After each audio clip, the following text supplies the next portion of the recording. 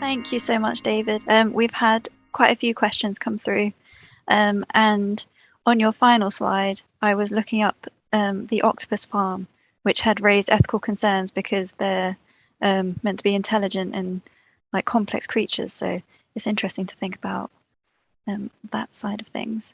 So I will start with Alessandra, who has asked, how can we infer that observable physiological and neurological changes in animals like cuttlefish with a basic nervous system is a sign of them dreaming rather than just a general restorative activity of their bodies? In many ways, this is the main question that I try to address in chapter 1 on the science of animal dreaming.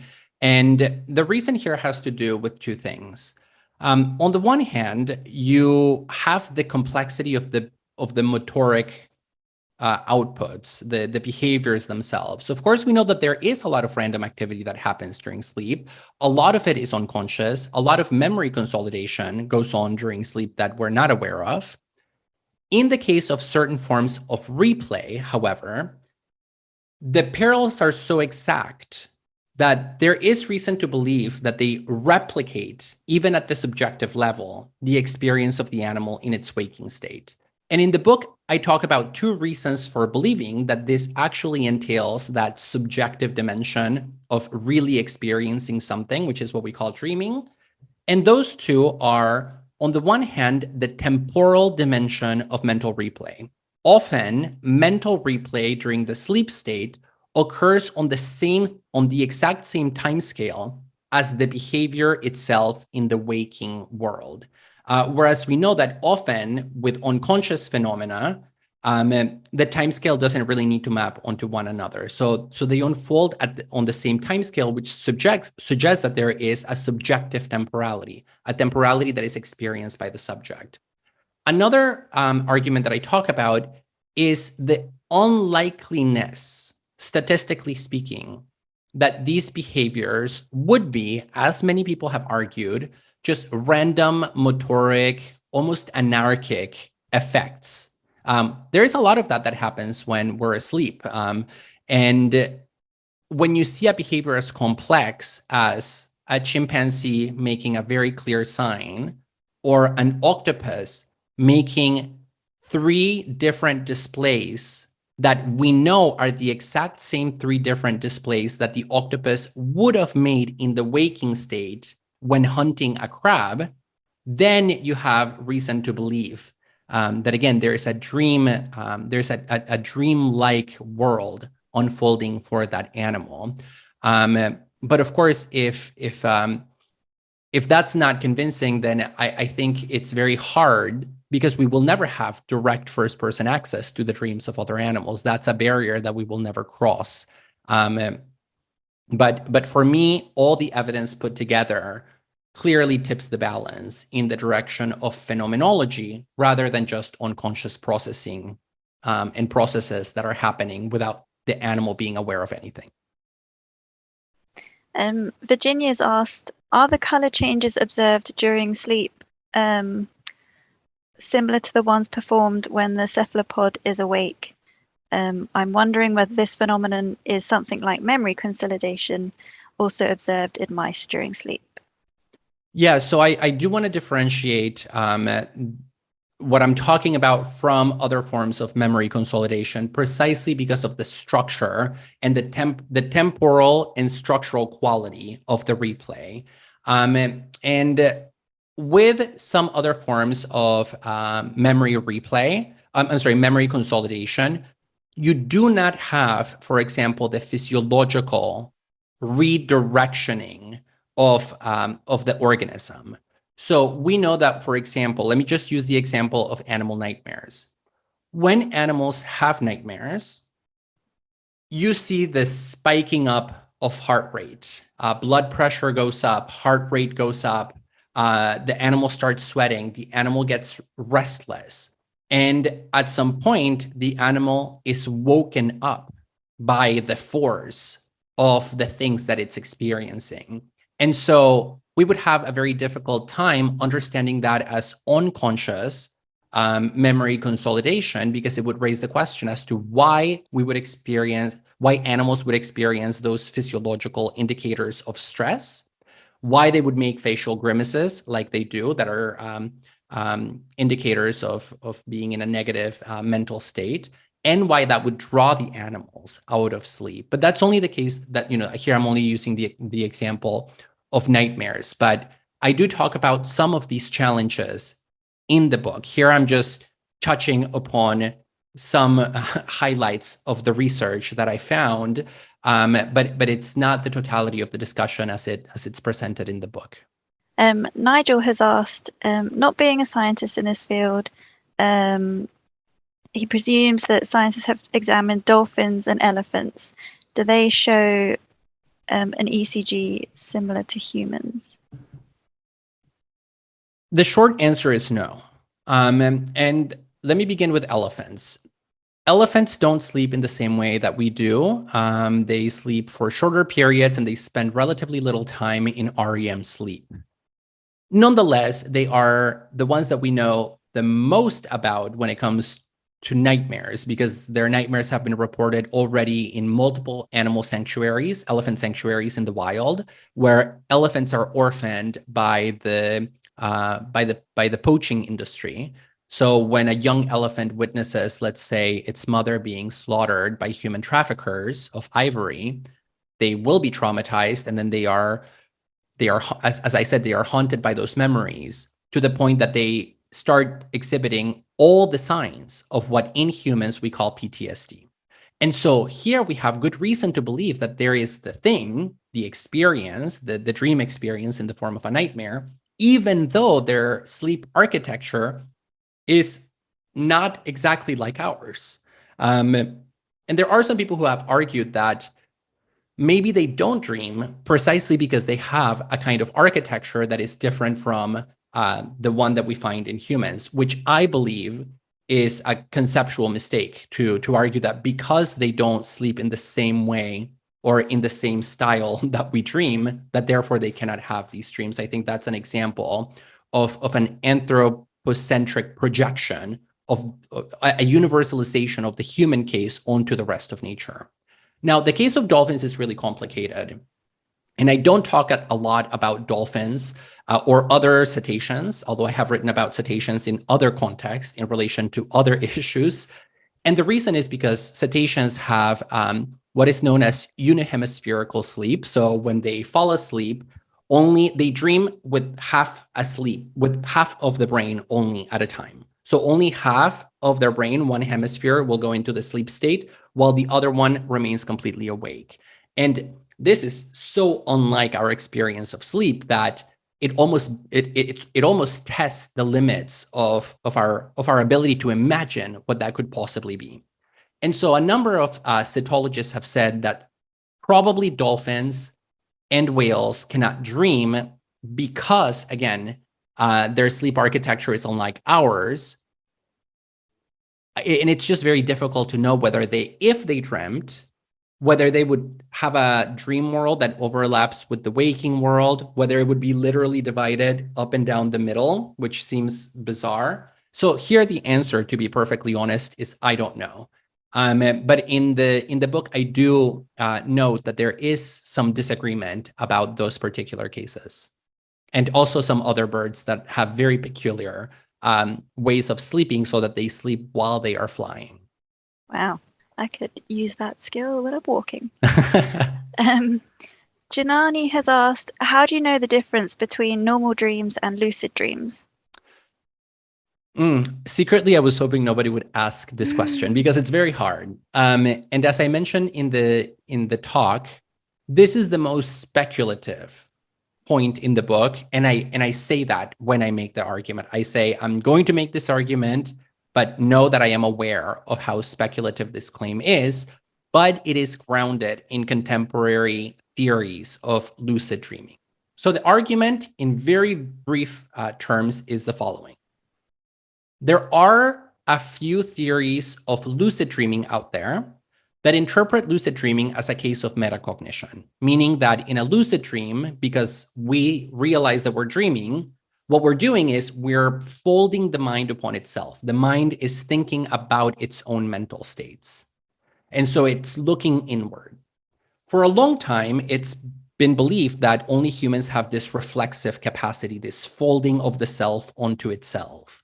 But over the last 30 years, there's been an explosion of research on animal metacognition, showing that a number of other animals do have the ability to think about their own thoughts and to monitor their own mental states. The research in this field is truly fascinating. It's very ingenious, and it raises questions about not just the nature of animal cognition, but the possibility of animal metacognition.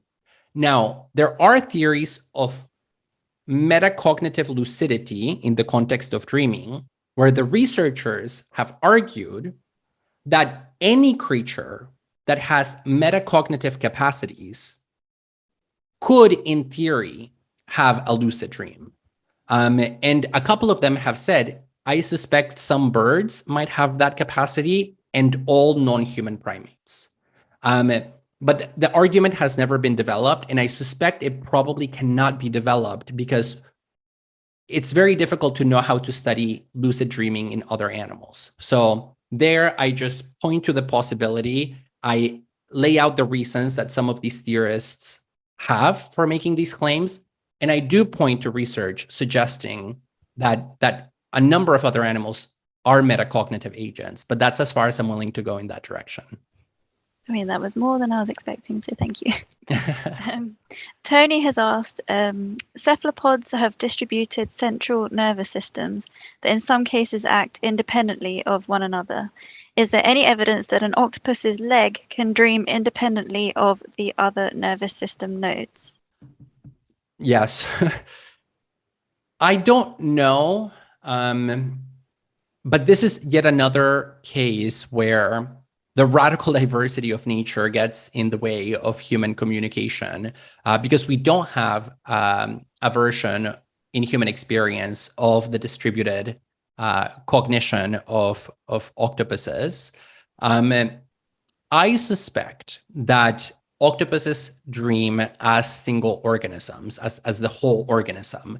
And the reason is that even when we think about the distributed nervous system of octopuses, that distribution doesn't always translate into exclusively distributed behavior. So we know that octopuses, of course, can use one of their extremities to act, can act by itself, and it can find food by itself without the information ever going to the brain.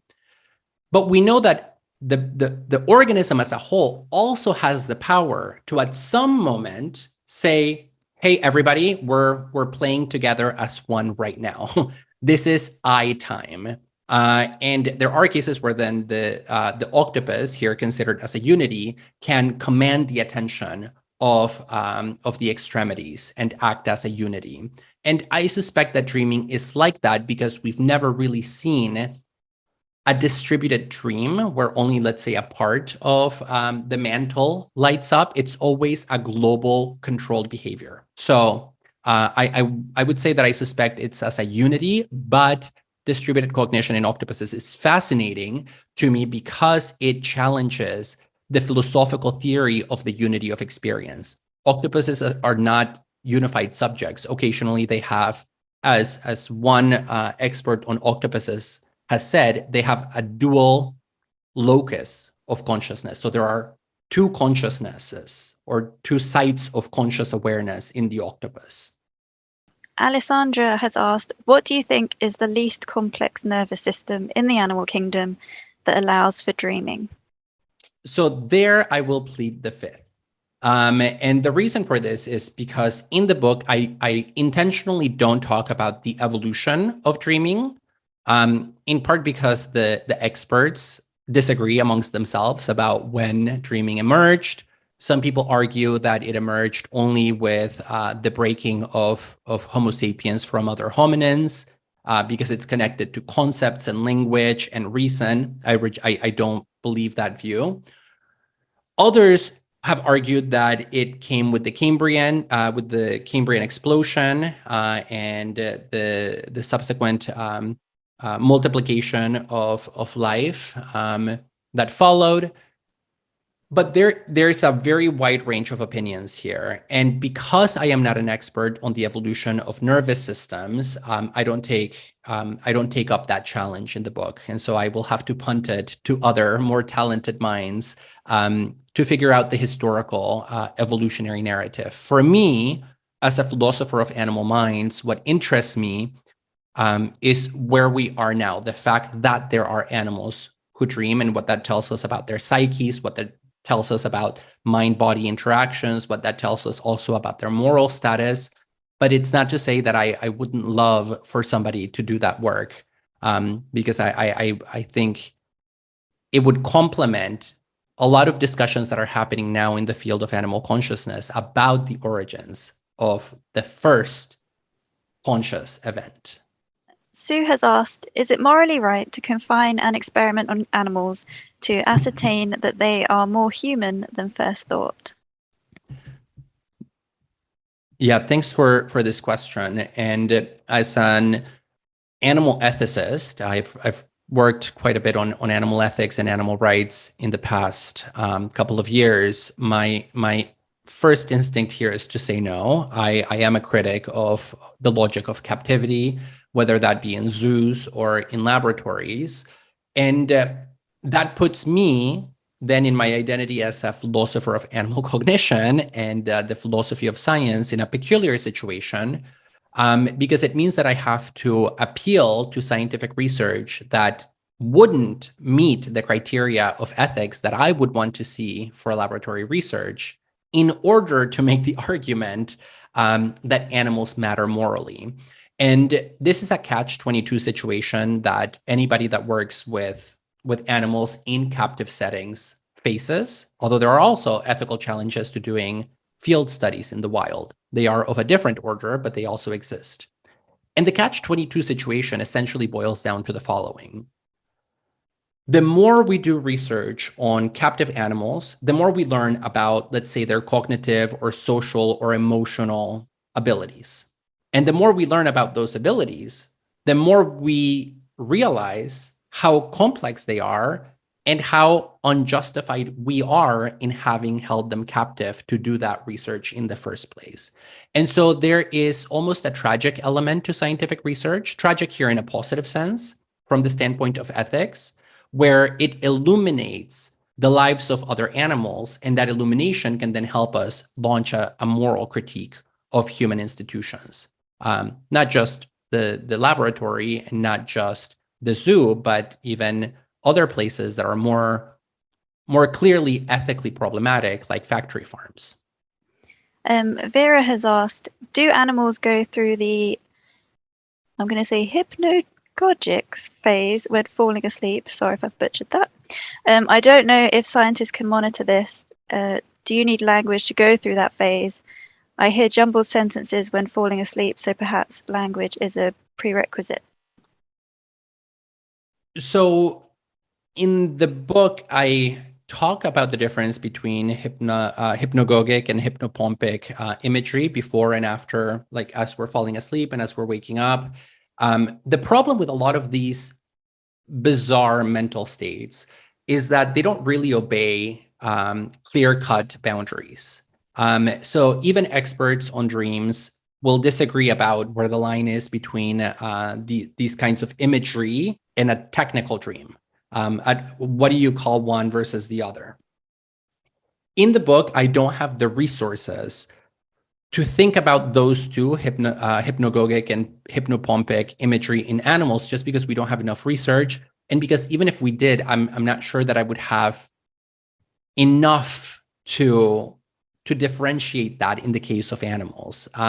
But we do know that animals display, let's say, hypno behaviors. Those kind of more vivid, sometimes motoric outputs, sometimes vocalizations as they are falling asleep and as they're waking up. That has been recorded. And so if you're willing to accept purely behavioral evidence, then maybe yes. If we want something more, then maybe we are not there yet. And I don't know if we ever will be. So I don't want to I don't want to come across as saying that there aren't a lot of gray areas in this terrain. There are a lot of gray areas, and in some ways, those are the more fascinating ones. And the last question I have, I'll check before we go, is from AC, and they say, when we finally create it, will AI dream? So let me say two things about this. The first one is that I wrote a chapter on AI for the book, on AI dreaming, and then I decided to cut it because I thought it would complicate the picture too much if I were to mix carbon-based and silicon-based organisms in the same account. And because in the course of doing that research on AI dreaming, and there have been now a few attempts at replicating dreams in AI, where there are AI that produce new syntheses of information while turned off, while offline. In the course of doing that research, my intuitions and my beliefs became a little bit more crystallized about the difference between animals and AI. And for me, the difference hinges on emotions and embodiment. The kind of consciousness that is required for dreaming, I believe, is fundamentally affective and embodied. And that's not the kind of consciousness that AI has. AI is very good, and in fact, better than humans at many, let's say, cognitive information processing functions. If we're talking just about memory retention, a computer will remember a lot more things than me. If we're talking about things like object recognition, face recognition, if you go to any airport, you know that AI is light years ahead of humans in that way. The things that AI researchers have really struggled replicating in AI, are in some ways the most basic ones in animals. They have to do with basic feelings of pleasure and pain, and they have to do with flexible movement of the body, adapting it to the demands of a local, dynamic, changing environment. So to make a long story short, I've come to the conclusion for the time being that AI probably does not have the kind of affective, embodied consciousness that is necessary for the kind of thing that a dream is. And so that's why I decided to leave the subject behind. But here I also want to give maybe AI time to change my mind. I do have a side interest in AI consciousness, but it's not my area of expertise. So I want to remain a little bit humble and not close any doors. But for the time being, I want to emphasize the uniqueness of organic life forms. Well, that seems like a very good point to end it on. So first of all, before I say thank you to you, David, thank you everyone that has joined us tonight. Brilliant questions as usual. Always expect that. If you have enjoyed yourself, don't forget that there is a suggested donation of £10 for the live streams, but we are pay what you can so that all of you can join us. You can also buy copies of David's book, When Animals Dream, The Hidden World of Animal Consciousness. So before I say goodbye, thank you so much, David, for your excellent talk. Thank you for joining us this evening. It was a great pleasure having you here. Thank you. Thank you.